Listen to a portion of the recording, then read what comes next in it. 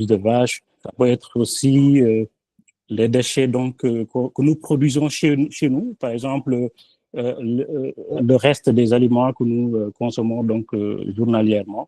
Tout ça, c'est des déchets organiques qu'on peut valoriser. Donc, ce gaz qui est produit après la valorisation, déjà, ce gaz, il est confiné dans un biodigesteur et ce gaz peut être utilisé comme source d'énergie pour la cuisine d'abord, donc, mais aussi pour l'éclairage, donc à travers des lampes qui fonctionnent avec le biogaz, ou encore, ça peut produire également de l'électricité si le biogaz, donc la conduite de biogaz est branchée à un générateur qui fonctionne au biogaz. Donc, il faut savoir aussi que les digestats issus de ce processus peuvent également servir d'engrais. Et c'est un engrais qui est extrêmement donc, important, qui rivalise même avec, qui est même plus riche que les engrais qu'on a l'habitude de voir, parce que c'est un engrais qui contient de l'azote, du carbone. Et cette technologie de méthanisation est particulièrement adaptée aux zones rurales. C'est pour cela que nous, par exemple, tous nos chantiers se trouvent dans les zones rurales. Donc, on travaille plus avec les communautés agricoles, mais aussi avec les entreprises agroalimentaires. La plupart sont à l'extérieur donc, de Dakar. Donc, ça, c'est pour le concept de méthanisation. Et je te rejoins aussi, Omar. Donc, ce qui est clair, c'est que la gestion des déchets aujourd'hui constitue un défi majeur ici au Sénégal. Donc, et c'est pas qu'au Sénégal, hein, je pense que c'est un peu général, c'est un peu partout en Afrique. Et avec une population qui actuellement ne cesse de croître, donc l'urbanisation s'accroît, les quantités de déchets aussi augmentent. Donc, quand il y a de l'urbanisation, les quantités de déchets produits journalièrement, quotidiennement augmentent de manière significative. Donc, ces déchets organiques représentent une part importante des déchets solides générés, offrant une opportunité unique à la valorisation, que ce soit la valorisation sous forme de compostage, mais aussi par la méthanisation, donc avec la production d'énergie, mais également du digestat. Maintenant, nous, à notre niveau, pour répondre à la question de Omar, effectivement, on fait de la sensibilisation sur nos réseaux, mais aujourd'hui, là où on sensibilise le plus, c'est avec nos commerciaux. On essaye de faire une sensibilisation, disons, j'appelle ça un peu du porte-à-porte, parce qu'on s'est rendu compte que c'est cette sensibilisation qui est la plus efficace pour toucher en tout cas nous, à notre niveau, nos cibles.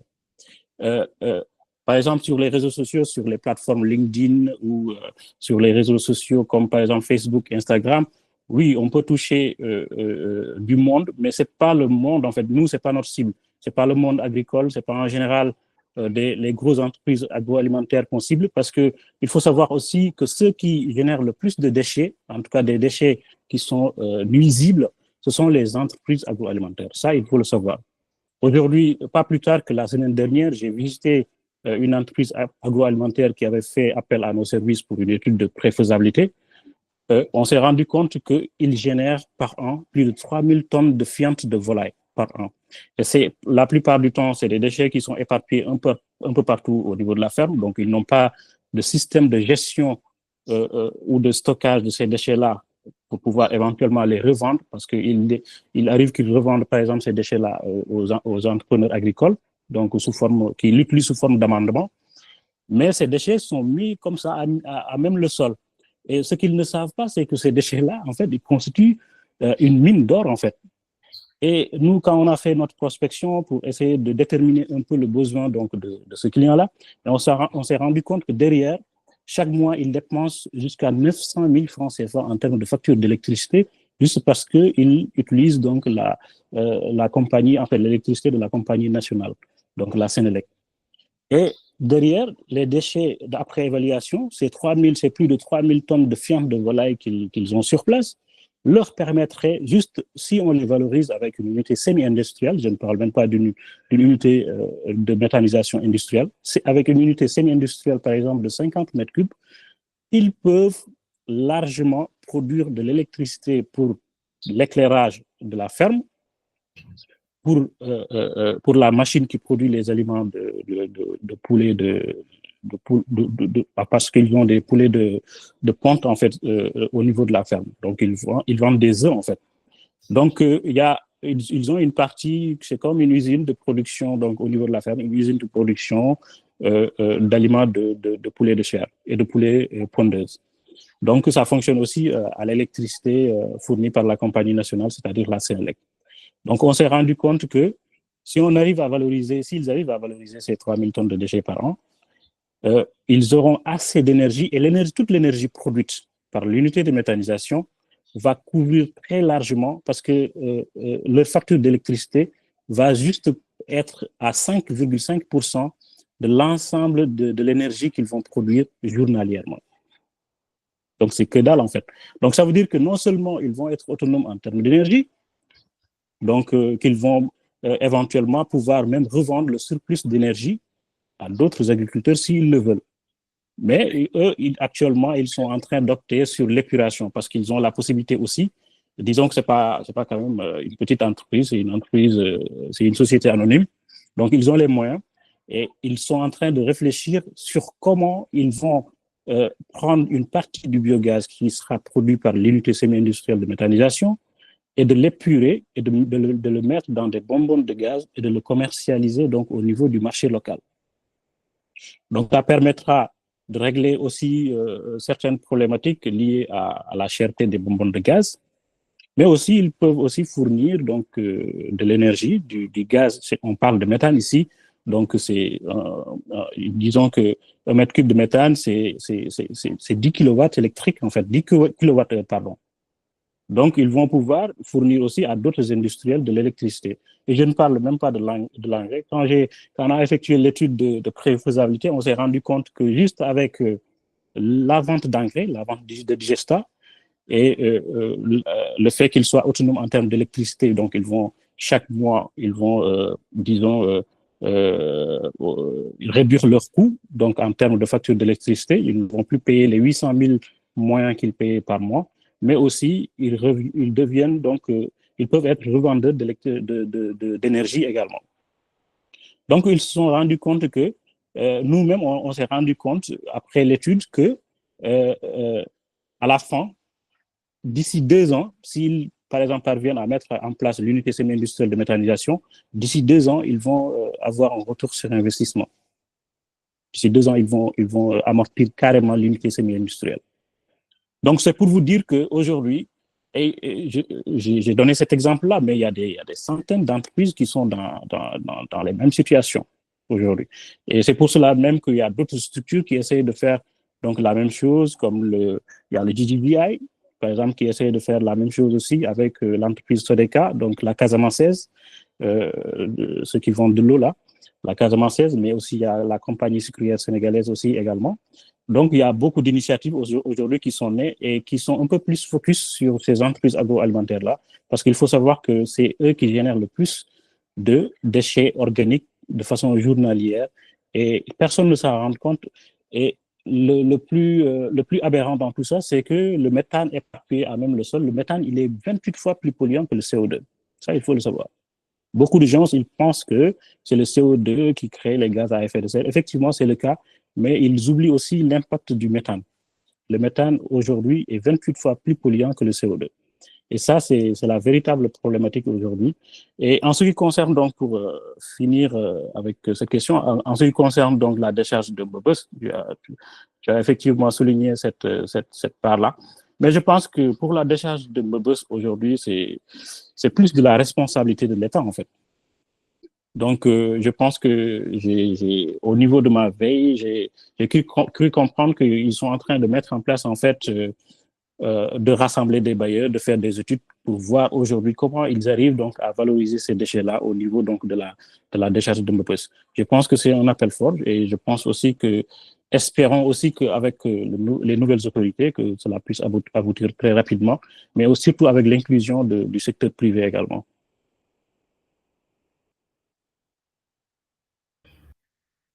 Merci beaucoup, Cherna, pour ces éclaircissements. Avant de connaître, on a 2 questions de Ferima au niveau du chat. Donc là, il demande si la Sénélec accepte d'acheter de l'énergie. Une très bonne question. Merci pour ta question, Farima. Alors, l'autre question, donc, à propos de ce que tu venais de développer, elle demande si comment dirais-je, c'est seulement possible seulement d'avoir un biodigesteur en milieu rural ou bien en ville.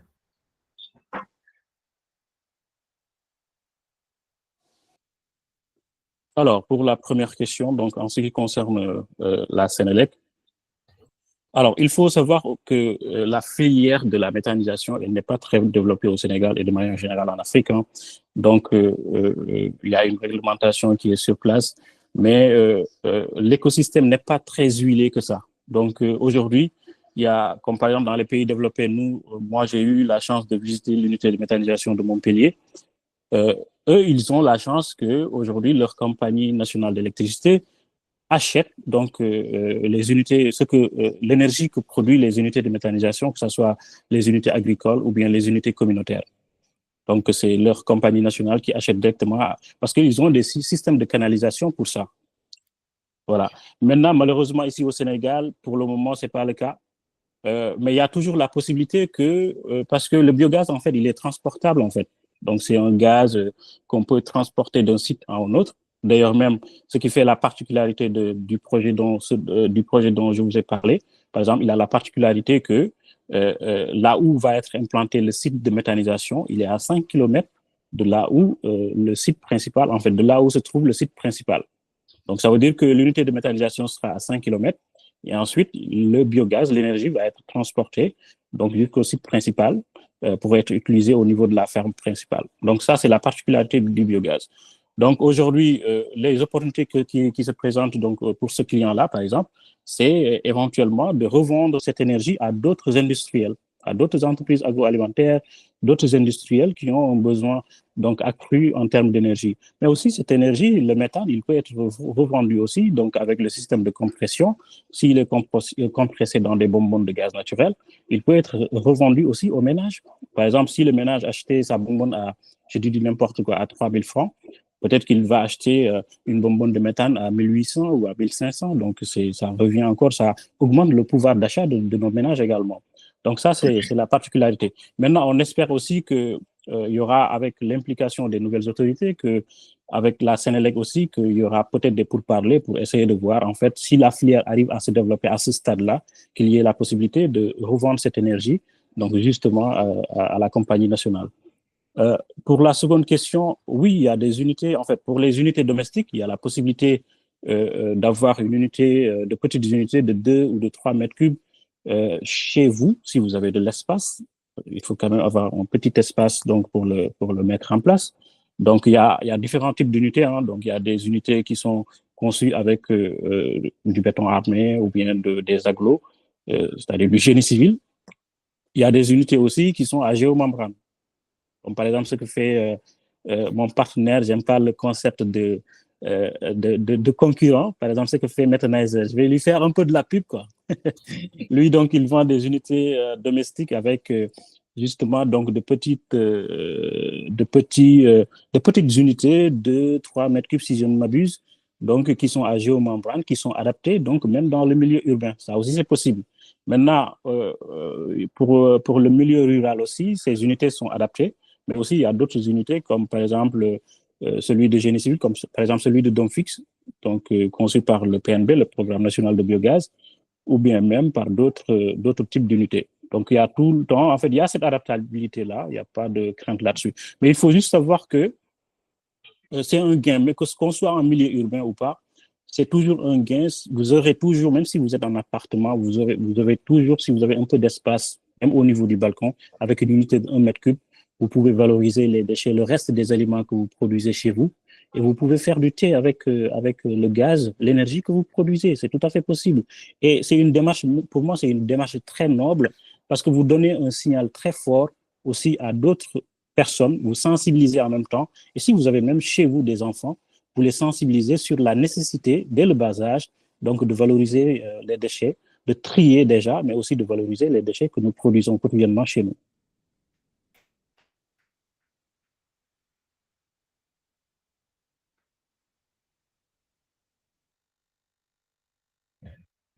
Euh, Merci beaucoup, Tcherna.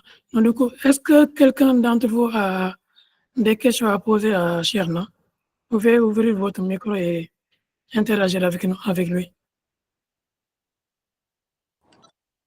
Allô? Oui, Adama, Oui, c'est Adama. l'expert, bonjour. Bonsoir.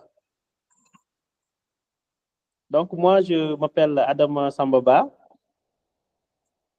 Je suis un ingénieur en génie civil. Allô? Oui, Oui, on Adama, t'entend. on vous Voilà, entend, donc Adama. je voulais poser quelques questions. D'abord à vous, Adam Sonia,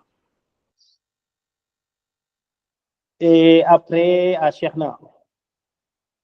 Bon, tout à l'heure, lors de votre introduction, vous avez parlé des déchets d'une manière générale, mais vous n'avez pas précisé, vous avez parlé juste des déchets, la gestion des déchets. Est-ce que dans ce que vous faites, il y a la gestion des déchets électroniques?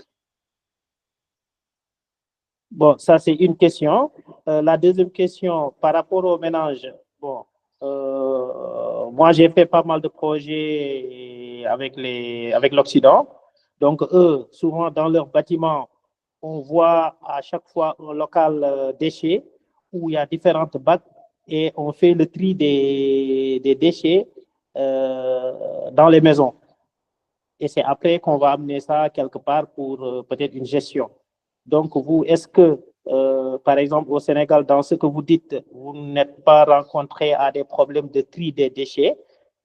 Et est-ce que aussi vous travaillez avec, avec la société Sonaget qui est chargée de récupérer les déchets des ménages et de les amener quelque part?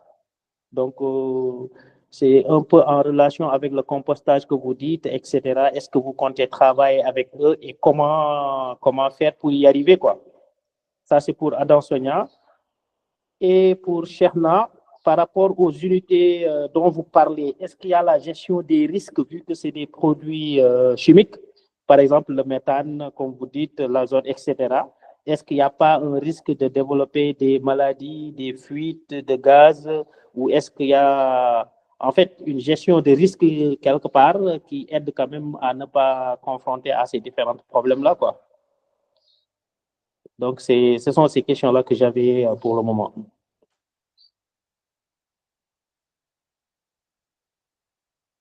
Oui, Farima. Adama, merci pour ta question. J'ai pas entendu la fin. J'ai un problème de réseau. Tu as dit que en France, dans les autres pays, il y a différentes sortes de déchets, de poubelles, etc. Et est-ce qu'on travaille avec qui? Excuse-moi. Je Euh, pense pour, à euh, Sonaget.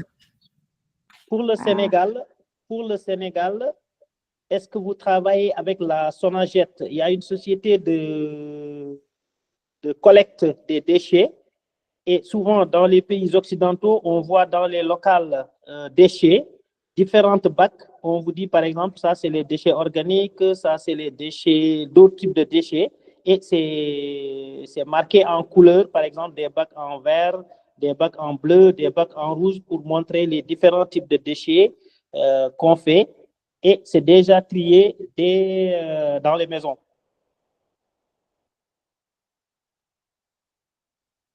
bon, comme Omar, c'est lui qui parle beaucoup pendant ce webinaire, je le laisse boire de l'eau et je réponds.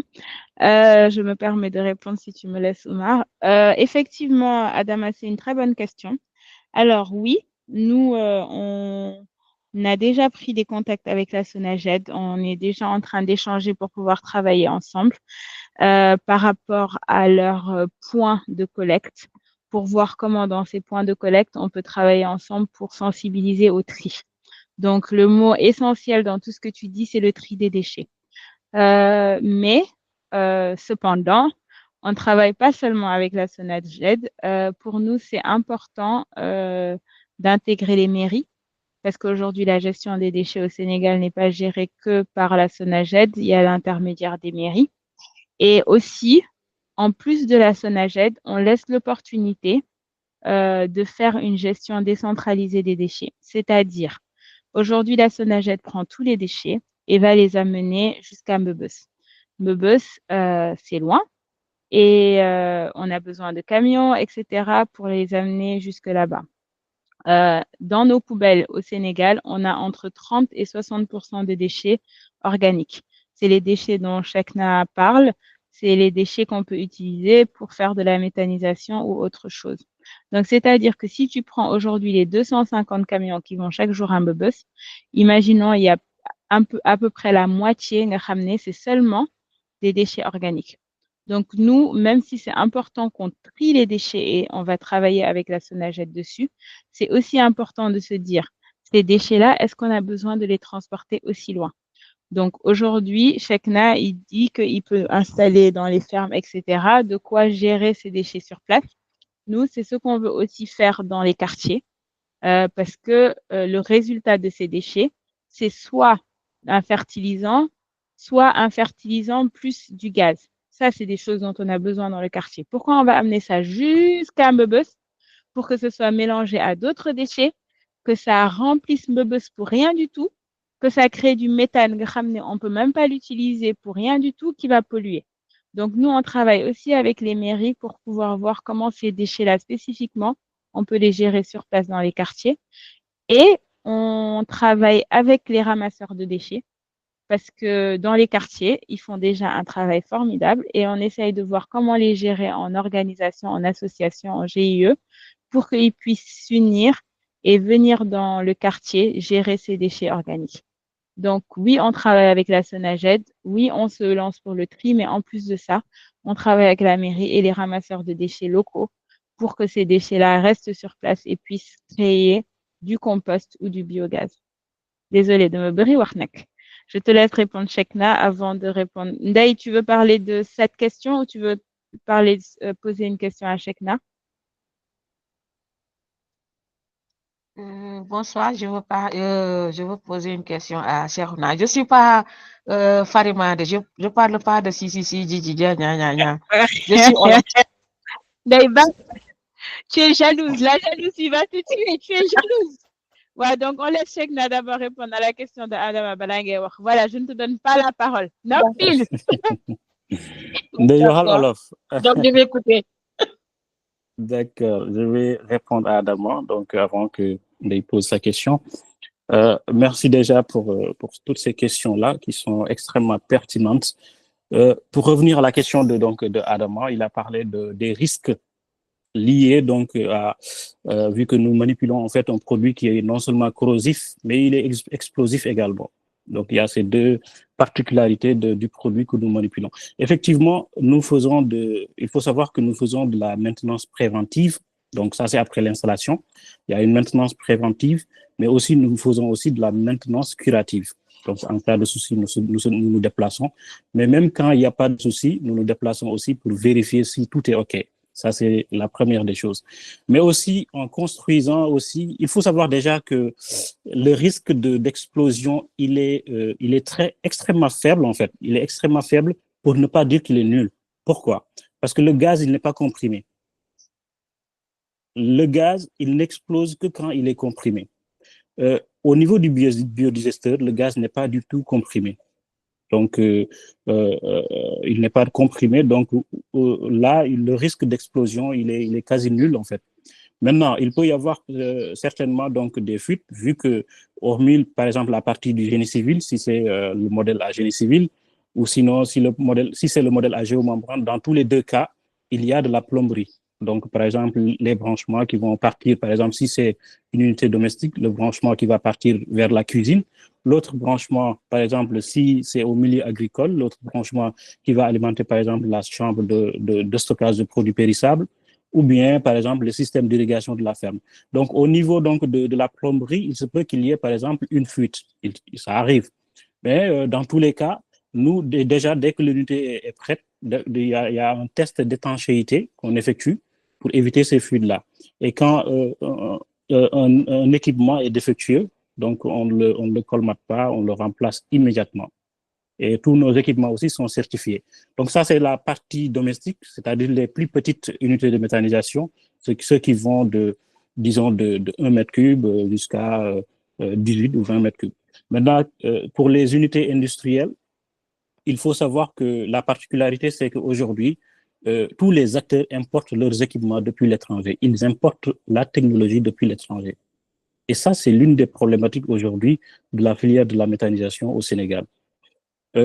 Et d'autant plus, étant donné qu'on importe, c'est des produits, c'est des technologies qui sont le plus souvent brevetées.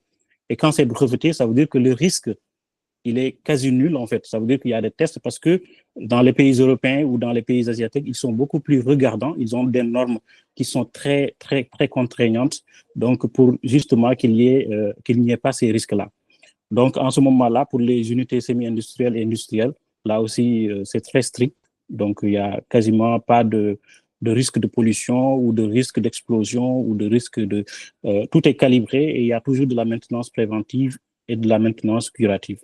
Mais aujourd'hui, je vais en profiter aussi sur cette partie pour lancer un appel parce que, comme je l'ai dit tantôt, moi, je me considère comme un néo au niveau de l'écosystème, au niveau de la filière, parce que je ne suis là que depuis 2021. Il y a des acteurs qui sont là depuis plus de 10 ans, depuis plus de 20 ans.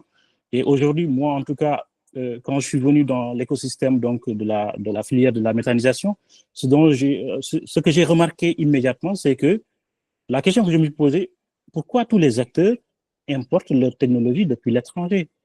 Ça, c'est une problématique. Parce que ça fait qu'aujourd'hui, les délais d'exécution des chantiers sont beaucoup plus longs, mais aussi le produit, c'est-à-dire l'installation, il devient beaucoup plus exorbitant pour le client final, que ce soit pour les ménages, que ce soit pour les industriels. Ça devient beaucoup plus exorbitant parce que quand tu vas faire détailler tes coûts donc au niveau du devis, bah, tu es obligé de considérer, par exemple, le fait que tu vas importer, donc les frais d'importation, les frais de douane, ainsi de suite. Il y a tous ces frais-là font que derrière, donc, l'unité de méthanisation devient beaucoup plus exorbitante. Ça, c'est une vraie problématique. Alors qu'il y a une possibilité de réunir les acteurs, de voir comment on pourrait déjà faire un transfert de technologie à travers des partenaires qui sont à l'étranger, donc de transférer une technologie sur place dans un premier temps, mais aussi que cette technologie, qu'on ne soit pas obligé de l'importer tout le temps, c'est-à-dire qu'au moins à 80 ou à 90%,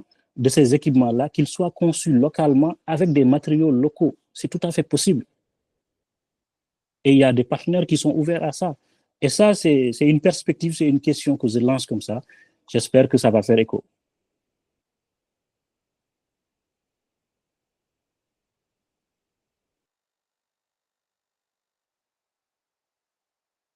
Je pense que Ndeye avait une question en Wolof. Ah oui, bien de répondre nga ko. Dama ñëw si la deuxième question. Vraiment merci laay wax parce que gën nga tax ma gën a xam dëgg-dëgg valeur biogaz. Gayal bu ma ree génnal si man farima génnal si man waaw sama question dama doon ñëw si bu fekkee à travers les ménages lañ ko bëgg a installer à quel coût et à quelle quantité lañ ko mën a defee parce que bu fekkente ne si ni ma analyser biogaz bi dafay jël lu bari nga bëgg a def compostage bëgg a def biogaz installer les deux ban quantité nga war a soxla soit da ngay soxla li quartier bi yëpp di produire wala da ngay soxla li kër gi yëpp di produire voilà loolu mooy sama question beneen question bi c'est bon parce que tu l'as déjà répondu merci. Merci beaucoup, Ndeye. Je vais essayer de répondre en Wolof, puisque tu as posé ta question en Wolof. Ah bah non. Si les autres comprennent en français, vous pouvez continuer en français parce que dinaa dégg dama dul mën a tontu dama dul mën a wax. Donc c'est bon, tu peux continuer en français. C'est super alors, c'est super. Alors, pour revenir donc à la question que tu viens de poser. Alors, il faut savoir que, en fait, pour l'unité de méthanisation, donc que ce soit domestique ou industrielle ou semi-industrielle, l'unité est dimensionnée. On ne vient pas pour vous dire, par exemple, on va vous vendre, par exemple, une unité de 5 mètres cubes. Non, c'est pas comme ça que ça se passe. Donc, en fait, le dimensionnement, on fait un dimensionnement, en fait. Et le dimensionnement, c'est-à-dire la taille, le volume de l'unité, donc du biodigesteur, il va dépendre de la quantité de déchets que tu as chez toi ou bien au niveau de ton quartier. C'est à partir de là que nous, on va faire des calculs, on va faire un dimensionnement pour te dire, écoute, puisque tu as telle quantité de déchets, tu pourras avoir donc une unité, par exemple, n'importe quoi, une unité, par exemple, de 5 mètres cubes ou de 10 mètres cubes. Donc, l'unité, en fait, la taille de l'unité, elle est définie en fonction donc des intrants, c'est-à-dire de la quantité de déchets disponibles donc au niveau de chez toi ou au niveau donc au niveau donc du quartier. Je ne sais pas si ça répond un peu à ta question. Non, c'est ça, c'est bon. Je suis satisfaite. Je suis C'est pas parfait. Farima, si tu pas ça. Merci. Merci à toi, Ndeye. Si je peux me permettre, mais quand même, Ndeye, man wolof laa lay lakk soo buggee def compostage buggee def méthanisation en même temps loolu day ëpp torop parce que c'est déchets organiques yi du doy donc mun nga ko def soo prévoir récupérer déchets quartier bi yëpp wala déchets 2-3 rues mais su nekkee yow sa kër kese am composteur am biodigesteur amul njëriñ mais Ok.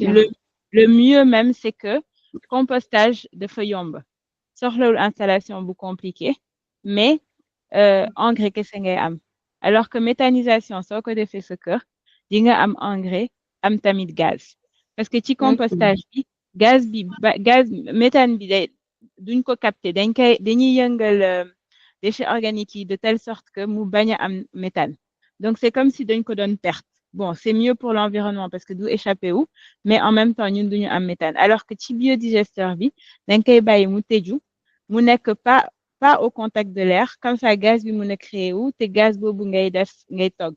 Donc soo amee biodigesteur sa kër, ce n'est plus la peine ngay am composteur parce que biodigesteur bi dina la jox engrais bi, jox le gaz bi. Léegi ñun lu tax ñuy pousse ci compost plus que ci biodigesteur parce que chaque na nu ko waxee léegi biodigesteur yombul alors que compost c'est simple d'utilisation te cherul donc suñ ko buggee généraliser entre ne rien avoir ak am composteur moo gën mais en termes de soo amee xaalis yëpp sa xaalis bi su illimité entre le compost et le biodigesteur moo gën parce que da ngay am gaz en même temps.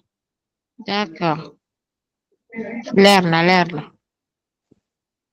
Merci. ci wolof gis nga. Tu t'es débrouillé. yow Farima da ngaa dégg olof sax nu fa demee noonu. Ay olof débrouillé la débrouillard bu mag a ngi noonu.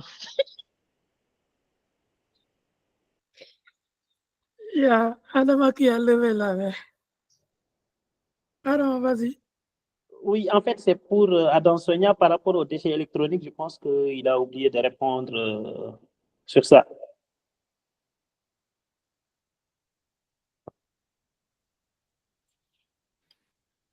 Vous pouvez revenir sur la question, Adama? En fait, lors de l'introduction de Adam Sonia, là, il a parlé des déchets d'une manière générale. Et après, j'ai entendu du compostage, j'ai entendu des engrais. Mais ma question, c'est que est-ce que ça tient compte, vous prenez en compte aussi les déchets électroniques?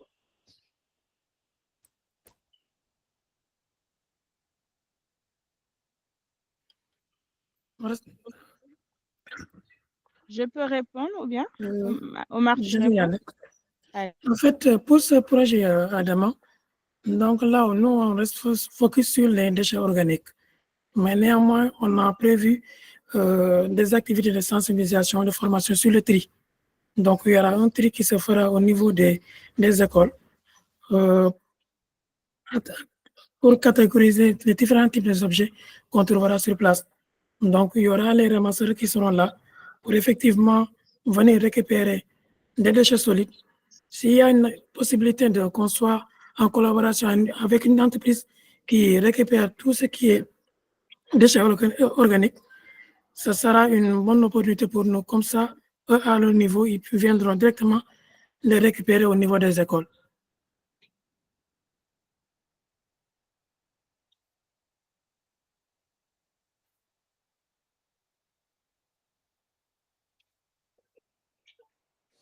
Ok, donc du coup, actuellement, vous êtes limité à la sensibilisation, disons, la valorisation des déchets organiques, en fait, de manière un peu particulière. Oui. Je pense qu'il y a M. Faye aussi qui a levé sa main.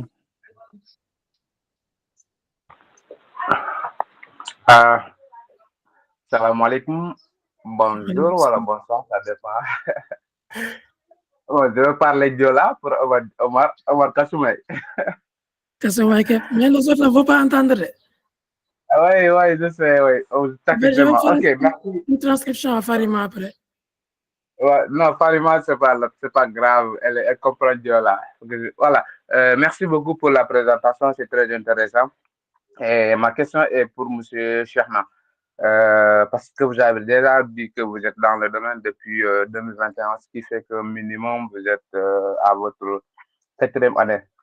Et maintenant, vous avez dit que c'est très compliqué pour le matériel de travail, ce qui fait que des fois, pour ceux qui veulent avoir du méthane, ça prend du temps pour avoir le matériel parce que le matériel vient de l'extérieur, tout ça là.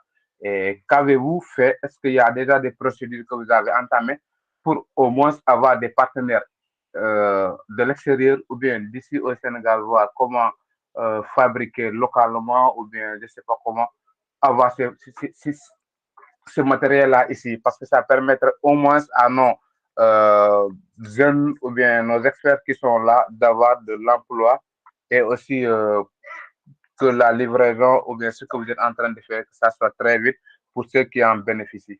C'est ça ma question, si vous m'avez bien compris. Oui, j'ai parfaitement compris. Merci beaucoup, M. Faye, pour cette question. Je pense qu'il y a 2 questions dans la question. Alors, pour y répondre, en fait, déjà, nous, en fait, bien sûr, on a pris quelques dispositions. On a pris 2 dispositions. Pour la première disposition, c'est que quand on est venu au niveau de l'écosystème, donc on s'est rendu compte que même les petits générateurs, en tout cas pour les petits fermiers, par exemple pour les fermes allant de 1 à 10 hectares, par exemple, s'ils ont un biodigesteur de 20 ou de 18 mètres cubes et qu'ils souhaitent, par exemple, la production de l'électricité, on s'est rendu compte que même pour ce petit générateur à 3 kW ou bien à 7 kW, bah, il faut l'importer depuis l'étranger. Bon, ce qu'on a essayé de faire, c'est qu'on a fait des tests donc avec des techniciens locaux, avec une expertise locale, et on s'est rendu compte qu'il y a certains groupes électrogènes qui fonctionnaient au gaz, donc qui sont ici sur le marché local, ils sont adaptables au biogaz.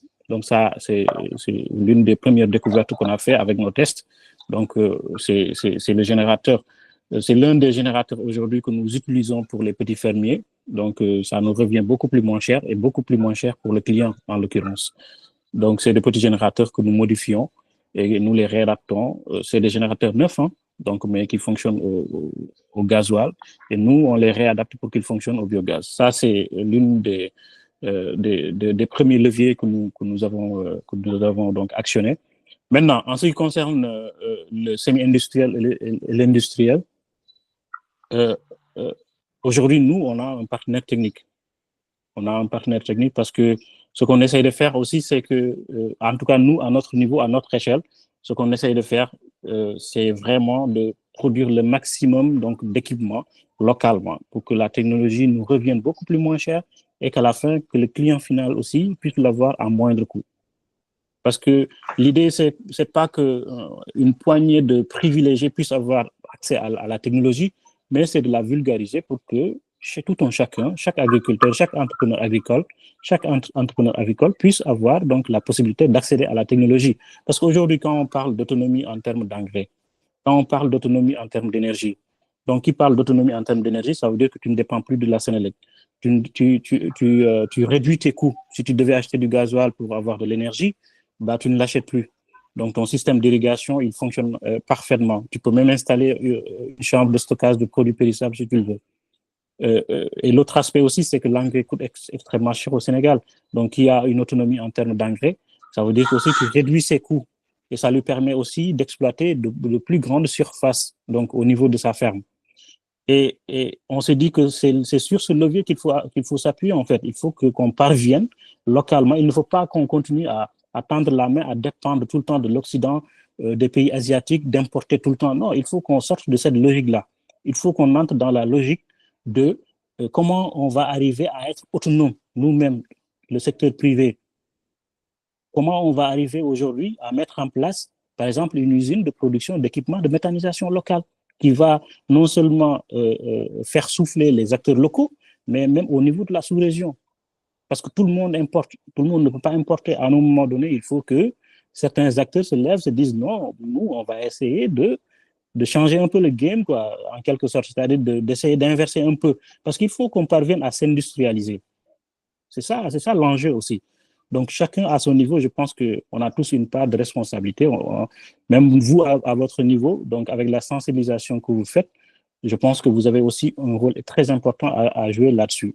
Donc, nous, à notre niveau, on a déjà un partenaire technique pour les modèles semi-industriels et industriels, et on s'appuie sur lui aujourd'hui. On est en train de travailler là-dessus. Je ne peux pas m'avancer trop parce que c'est un projet qui est en cours, mais on est en train de travailler dessus pour voir en fait comment on va parvenir vraiment à actionner ce levier-là pour vraiment qu'on puisse être autonome en termes d'équipement de méthanisation localement. Merci beaucoup, c'est bien compris et précis. Du coup, si je posais cette question, c'est parce que Omar, vous êtes là, vous êtes responsable de Foire Internationale. Nous, avec Foire Internationale, nous avons un partenaire qui fait aussi du biogaz, mais c'est juste une construction avec le ciment et autres choses. Voilà. Bon, la technique là, je pense que vous en connaissez mieux que moi. Mais il n'y a pas d'unité de stockage, comme vous l'avez bien expliqué là, pour stocker le gaz qui sort, que tu puisses vendre ça. On a même cette année visité une ferme.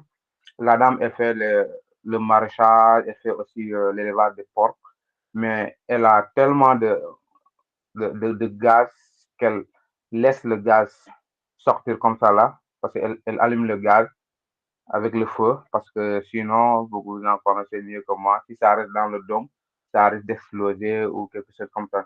Et autre chose aussi, comme vous venez de le dire, la sensibilisation. Si on parvient à sensibiliser la population à savoir l'intérêt des biogaz, ça réglera d'autres problèmes. Le problème de divulgation de nos animaux domestiques. Par exemple, si moi j'ai un biogaz, comme vous le dites, je ne vais pas laisser mes animaux, mes vaches aller n'importe où parce que j'en aurai besoin de ces déchets-là pour moi. Et là aussi, ça permettra à ces animaux-là de ne pas gâter ou bien quelqu'un d'autre le jardin d'une autre personne parce qu'on voit tout le temps ce conflit entre éleveurs et agriculteurs. Du moment où si on parvenait à régler ce problème, ces éleveurs-là pouvaient vendre de l'engrais aux agriculteurs, vice-versa. Mais aussi, voilà, comme vous venez de le dire, c'est vraiment intéressant et aussi, j'espère bien qu'on va ensemble parvenir à sensibiliser les populations et voir aussi que ces trucs qu'on dit là, c'est peut-être le début, c'est un peu coûteux, mais à la fin, ce que tu vas y gagner, c'est plus que ce que tu as dépensé. Merci et pour ça, j'espère que voilà, j'ai pas trop dérangé. Merci beaucoup. Merci pour la contribution. Effectivement, en fait, moi-même, j'ai l'habitude de dire qu'une unité de méthanisation, un biodigesteur, que ce soit un petit biodigesteur ou un grand biodigesteur, s'il est bien exploité, en fait, c'est comme une société. Ça génère des revenus, en fait. Donc, par exemple, à l'échelle macro, moi, j'ai vu un entrepreneur agricole. C'est pas nous qui lui avons installé donc l'unité de méthanisation, mais on a visité sa ferme, on a vu qu'il avait déjà une unité de méthanisation, mais on s'est rendu compte que, en fait, c'était un vrai commercial, en fait. Non seulement il vendait l'engrais, c'est-à-dire qu'il faisait, avec le digestat, il le séchait, il le mettait dans des sacs, il le vendait donc à d'autres agriculteurs, et une partie du digestat, il l'utilisait dans la ferme. Le biogaz, ce qu'il a fait, c'est qu'il y a un village à 2 km, je crois, si je ne m'abuse. Et ce qu'il fait, c'est qu'il a des stacks de stockage. Et à chaque fois, les villageois, ils viennent acheter du biogaz pour la cuisson. C'est-à-dire qu'il vend le sac à 300, 400 francs. À chaque fois, il le remplit, un villageois vient le chercher et il l'utilise. Ensuite, il le recharge, ainsi de suite. Donc, il avait acheté beaucoup de sacs pour dire qu'avec le simple biodigesteur, il arrivait vraiment à générer des revenus donc significatifs. Donc, il était vraiment autonome. Non seulement il est autonome au niveau de sa ferme en termes d'engrais, mais il parvenait quand même les ouvriers qui étaient au niveau donc de la ferme, ils étaient ravitaillés avec le biogaz qui est produit par le biodigesteur, donc que ça soit en termes de cuisson, mais aussi en termes d'éclairage. Au niveau industriel, n'en parlons même pas, parce que là-bas, c'est encore beaucoup plus intéressant. C'est des capacités de valorisation qui sont beaucoup plus conséquentes, et par conséquent, l'impact est beaucoup significatif là-bas. Et je pense qu'aujourd'hui, au niveau de la sensibilisation, beaucoup de personnes, en fait, ils se limitent, au niveau de la sensibilisation, ils se limitent à la population. Je pense qu'aujourd'hui, tous les acteurs, les associations, les porteurs de voix, en tout cas tous ceux qui sont intéressés par l'environnement, par les impacts négatifs qui aujourd'hui s'opèrent au niveau de l'environnement, tous ces acteurs-là, je pense aujourd'hui qu'ils doivent aller beaucoup plus loin en sensibilisant aussi les entreprises, parce que c'est eux qui produisent le plus de déchets. Quitte à faire des porte-à-porte, rencontrer des DG, ainsi de suite, mais au moins leur faire, il faut qu'on arrive en fait à éveiller, parce que nous, à notre niveau, bon, il y a des entreprises, disons, agroalimentaires qui sont déjà conscients, qui appellent directement, donc qui font appel à nos services directement, parce qu'ils en sont conscients en fait. Ils font du tort à l'environnement, mais ils savent aussi que derrière, en valorisant ces déchets-là, ils peuvent être autonomes en termes d'énergie. Ça, ils le savent. Maintenant, il y a d'autres acteurs qui ne sont pas encore conscients de cela. Je pense que ces acteurs-là, il sera nécessaire aussi de réveiller la flamme, cette flamme environnementaliste donc, chez eux, pour qu'ils puissent aussi entrer donc, dans la danse. C'est extrêmement important parce que, comme je l'ai dit tantôt, c'est eux qui polluent le plus, en fait. Énormément. Ils polluent, moi, toutes les entreprises agroalimentaires que j'ai visitées, je vois tout le temps les déchets à même le sol. C'est extrêmement polluant, c'est extrêmement dangereux, non seulement pour les habitations, pour les habitants qui sont aux alentours, mais aussi ce qu'ils ne savent pas, en fait, le plus triste dans tout ça, c'est qu'ils ne savent pas, c'est qu'ils ont une mine d'or, en fait, une mine qui est là, qui n'est pas exploitée, alors qu'ils ont les moyens. Aujourd'hui, il faut savoir que pour les unités industrielles ou semi-industrielles, il y a des organismes financiers qui donnent des subventions pour ça, comme la Global Methane Hub, il y a d'autres structures financières, des institutions qui sont prêtes à accompagner. Il y a le Fonds vert, il y a beaucoup d'institutions qui sont prêtes à accompagner ce type de projet-là. Et disons que c'est des projets à des centaines de millions de francs CFA, mais c'est des projets qui peuvent être rentabilisés très rapidement. Très rapidement. Cherna, on a une nouvelle question au niveau du chat. Il y a Farima qui demande si ça demande beaucoup d'entretien quand on installe un biodigesteur. Franchement, non. Si le biodigesteur il est bien fait, par exemple, si c'est le modèle à construction par génie civil, s'il est étanche, parce qu'il y a des tests d'étanchéité qui sont faits donc après la construction pour voir si tout est OK. Dès que les tests d'étanche sont faits, vraiment, c'est juste des vérifications quotidiennes. Mais à part ça, vraiment, il n'y a pas d'entretien, il n'y a aucun entretien à faire, en fait. Surtout quand il n'y a pas de production d'électricité. Là où il y a plus d'entretien, c'est quand il y a la production d'électricité. En ce moment-là, pour le générateur, il faut changer des bougies, il faut changer l'huile, ainsi de suite. Il faut vérifier beaucoup de choses. Mais si c'est juste pour le gaz de cuisson et éventuellement pour l'éclairage, ce qu'il faut vérifier juste, c'est si la lampe donc fonctionne correctement, si par exemple le réchaud il fonctionne correctement. À part ça, ce qu'il faut vérifier, c'est si le gaz. Donc il faut savoir qu'au niveau du biodigesteur, quand le gaz sort, il sort un peu avec de l'eau. Donc il y a un filtre à eau. C'est pour cela que nous, dans toutes nos installations, il y a un filtre à eau. Donc à chaque fois, on laisse passer le gaz et on filtre l'eau. Donc à part ça, il n'y a pas d'entretien spécifique à faire. Donc, à part le filtre à eau, c'est le filtre H2S. Le gaz H2S, c'est un gaz, c'est comme l'odeur, en fait, c'est comme des œufs pourris. Donc, c'est du H2S, il vient avec le biogaz. Et ce gaz-là, il est nocif aussi. Donc, c'est pour cela qu'il est filtré. Dans toutes les installations, il y a tout le temps un filtre H2S, il y a un filtre à eau également. Donc, à part ça, il n'y a pas d'entretien bien spécifique à faire. Hein. Donc, du coup, moi, j'ai une question. Parce que tout à l'heure, au début, tu disais qu'au niveau de Green Med Farm, vous faites également de la formation. Et Donc, je me suis dit que pour mettre en place un biodigesteur, parce qu'à Dakar, c'est facile que vous pouvez faire le suivi. Mais par exemple, si vous avez installé un biodigesteur dans la région dans la zone de Goudiri, par exemple, là, c'est assez loin pour faire le trajet aller-retour Dakar-Goudiri.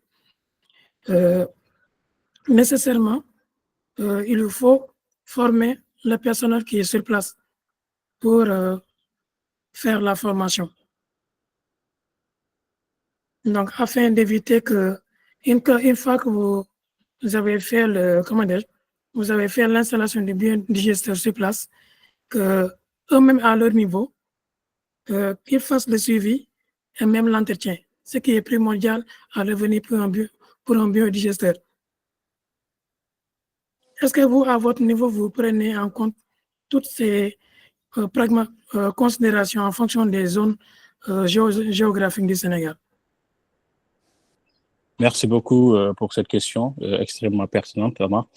Alors, il faut savoir que nous, à notre niveau, en fait, nous intervenons partout au Sénégal. On n'a pas genre, on a formé un étudiant ou quelqu'un dans la zone de Kédougou. Donc, du coup, si on est sollicité à Kédougou, c'est lui qui va gérer ça. Non. On a une équipe, c'est l'équipe qui se déplace pour faire donc la construction, si c'est un modèle à construction, ou sinon, à géomembrane pour l'installation. Donc, c'est pas compliqué, ça ne dure pas en fait, ça passe très vite, surtout si c'est le modèle à géomembrane.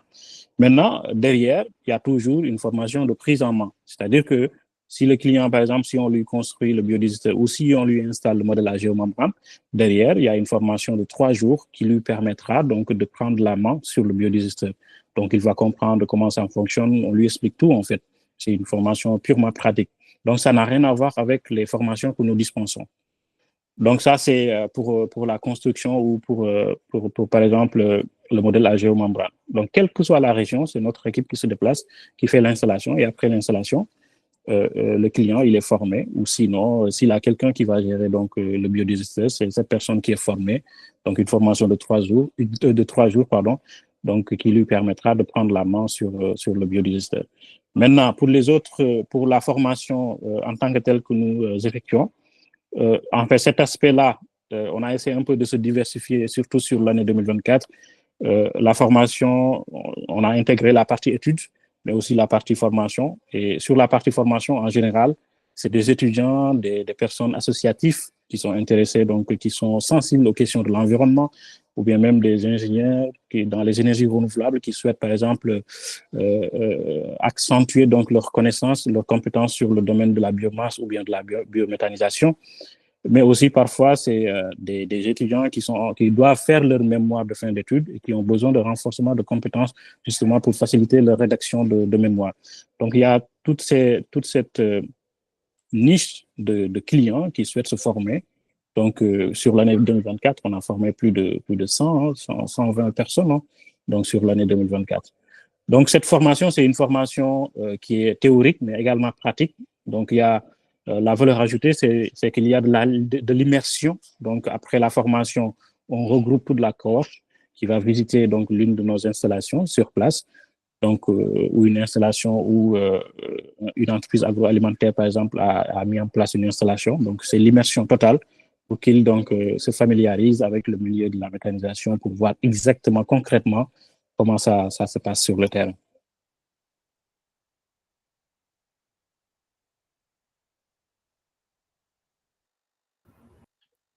Merci, Cherna. Oui, Astou? Alors, bonsoir. Bonsoir tout le monde. Bonsoir. Bonsoir, Monsieur Cherna.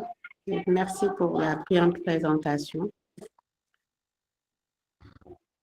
Bonsoir à tous les membres ici présents. Je me présente, je suis Madame Mané Astou Cissé et je suis très très contente d'être parmi vous. J'ai suivi avec beaucoup d'intérêt la présentation parce que c'est vraiment un domaine que j'ai découvert récemment avec la formation que j'ai eu à suivre au niveau de la GIZ qui avait financé une cohorte 2024 qui devait suivre une formation sur l'expérience utilisateur, notamment sur les questions de l'environnement, la protection de l'environnement et la réduction des émissions de gaz à effet de serre.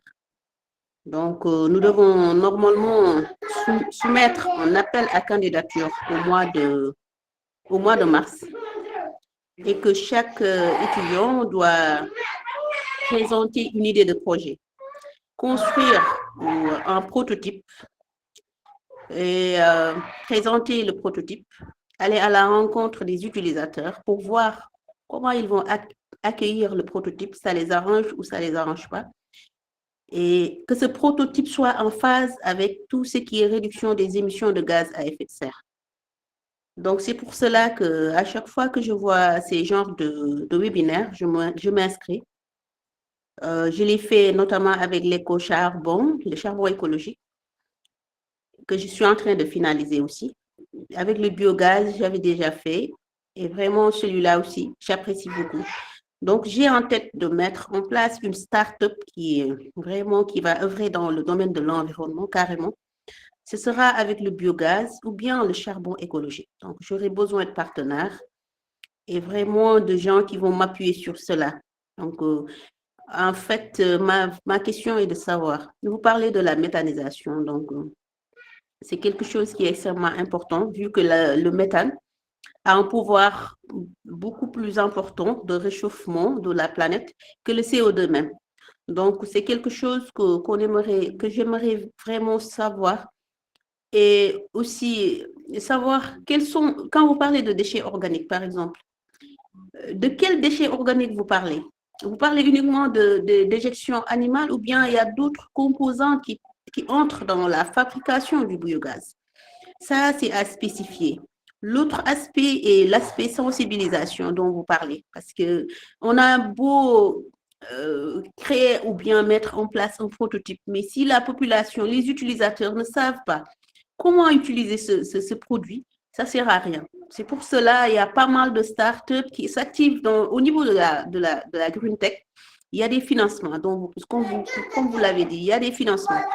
Mais le seul problème est qu'on vous finance, mais au bout d'un an, de 2 ans, bon, il y a plus grand-chose. L'entreprise ou bien la start-up est obligée de fermer. Donc, ceci est dû, d'une part, au manque d'informations, à la sensibilisation qui n'est pas bien faite. Les populations n'accueillent pas vraiment le produit.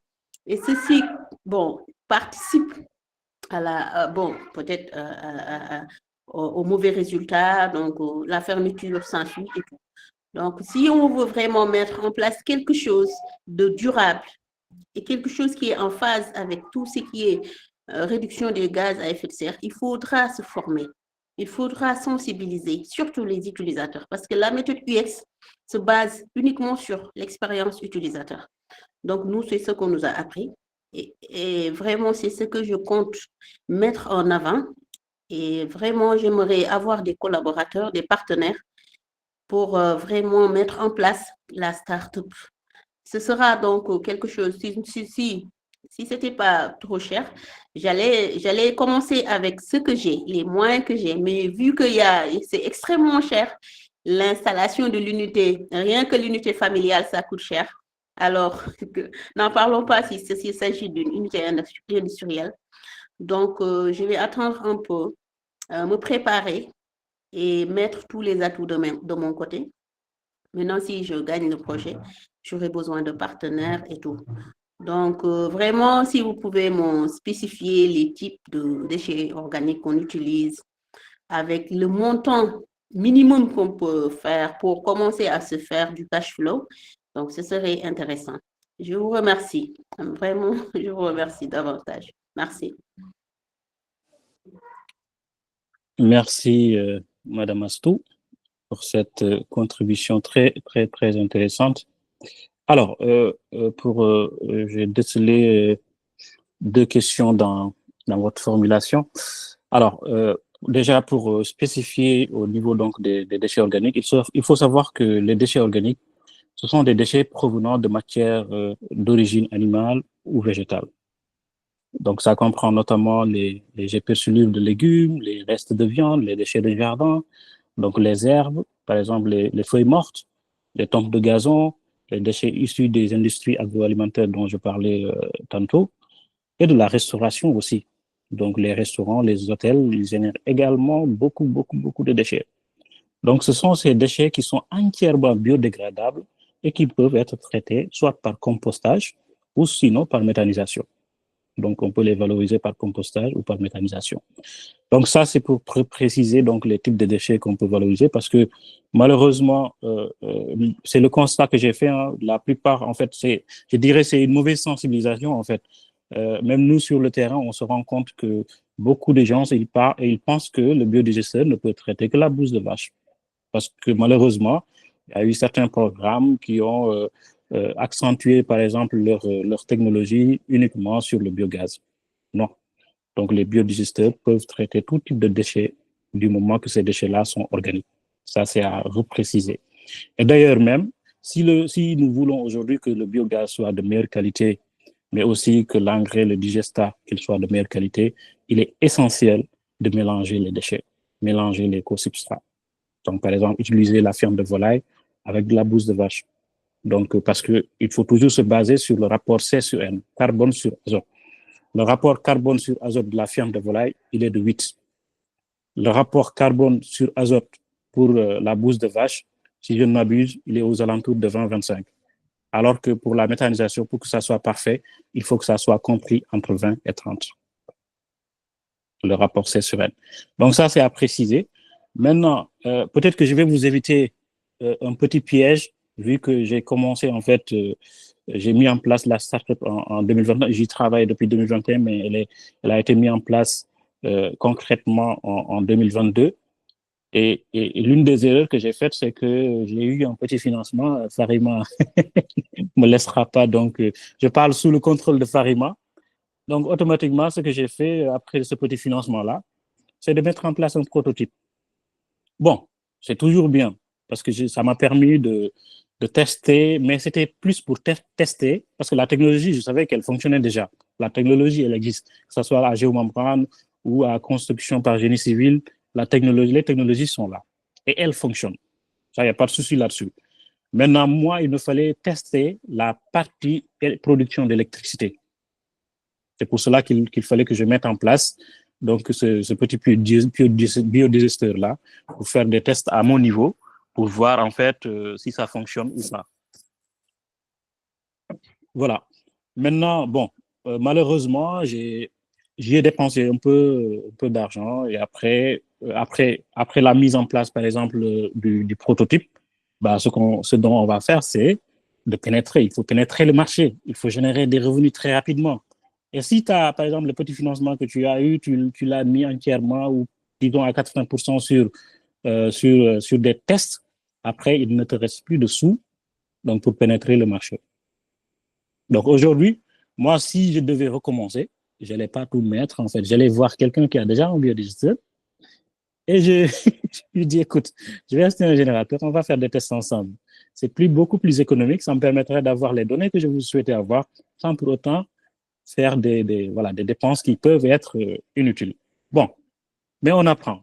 Ça permet toujours d'avancer, en fait, quelle que soit la situation. Donc, j'ai mûri de cela et peut-être que je vais vous éviter de faire la même erreur. Donc, n'hésitez pas à commencer, n'attendez pas d'avoir l'argent, en fait. C'est-à-dire que il faut savoir que c'est le produit, c'est l'idée même qui va générer de l'argent, en fait. N'attendez pas d'avoir un prototype pour pénétrer le marché. Enregistrez votre société, formez-vous avec un acteur, n'importe lequel, donc sur le secteur privé, formez-vous concrètement et allez-y pénétrer le marché. Si vous souhaitez faire des tests de prototypage, il y a des acteurs qui sont déjà installés. Nous, à notre niveau, on est ouvert à collaborer avec vous. Et puis, vous allez faire les tests que vous souhaitez, donc il n'y a pas de souci. Et ça vous permettra non seulement d'aller plus vite, vous vous appuyez sur un acteur qui est déjà présent sur place, qui a de l'expérience, l'expertise, mais aussi qui a déjà donc la connaissance de l'écosystème et du terrain. Donc, ça vous permet d'aller beaucoup plus vite, au lieu d'attendre que l'argent vienne, donc parce que parfois, ça prend du temps. Donc, ça, c'est un bonus. Donc, c'est un conseil que je vous donne. Voilà, je pense que j'ai fait le tour par rapport à la question que vous avez posée. Donc, voilà, si vous avez besoin de rebondir ou de poser une autre question pour des précisions, n'hésitez pas. Il y a Metanizer qui rigole en bas. Hassan.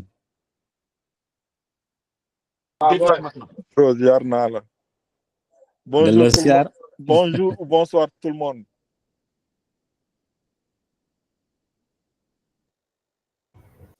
Bonsoir, Metanizer. Comment ça va? Ben, ça va, on fait. Allez, aujourd'hui, tu es le professeur, je suis derrière toi, je vais apprendre. Pourtant, papa, il t'a fait la pub. Elton, je t'ai fait de la pub hein, après. Tu n'étais pas là, il t'a fait la pub. Ben, c'est normal, on est ensemble. C'est ce qu'il a dit. Il a dit mon partenaire. Non, on est des partenaires. Moi, j'aime pas le concept de comment on appelle ça, de concurrents. Donc, c'est tous des partenaires. Je te fais un peu de pub avec ton modèle à géomembrane. Voilà.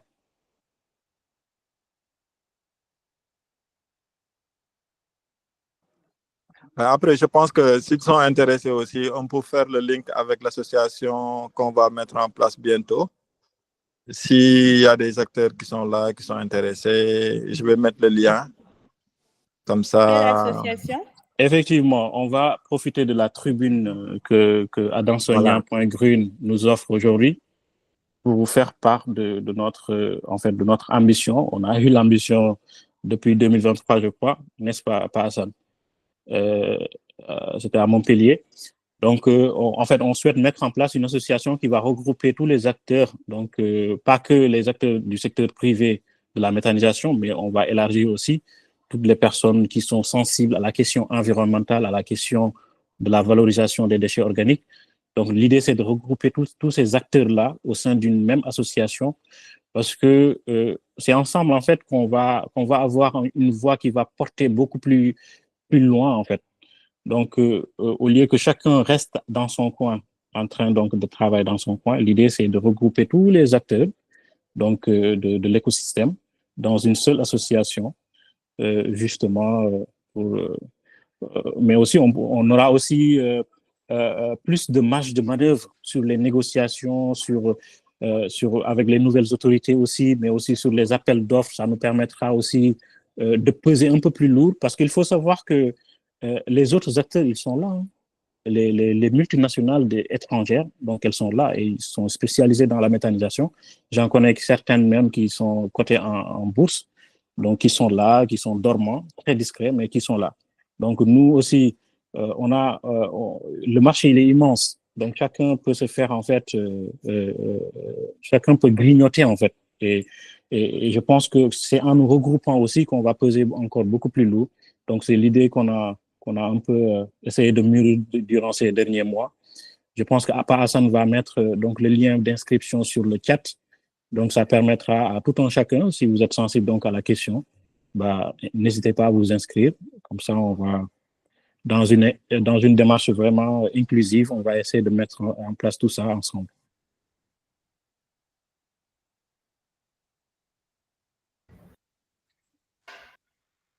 Pourtant, vous n'étiez pas obligé de dire que c'est à Montpellier que vous avez eu l'idée. Vous pouvez dire que Farima a fait une rencontre entre entrepreneurs où elle nous a réunis autour d'une table et on s'est dit ça. Faites au moins la pub à la go, quoi. Avant Montpellier, c'est pas moi qui vous ai fait vous réunir autour d'une table. Attends, avant Montpellier. Vous n'êtes pas des gens reconnaissants, quoi. Mais Graoul, vous êtes tous réunis en petit déjeuner entrepreneurs dans mon bureau. Voilà, non, mais le petit déjeuner des entrepreneurs où il y avait l'UCG, où il y avait... effectivement, et tout ça, là. Non, vous êtes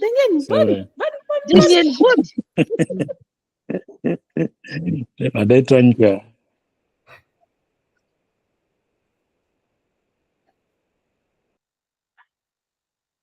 Merci beaucoup, Papa San. Il a partagé le lien sur le chat.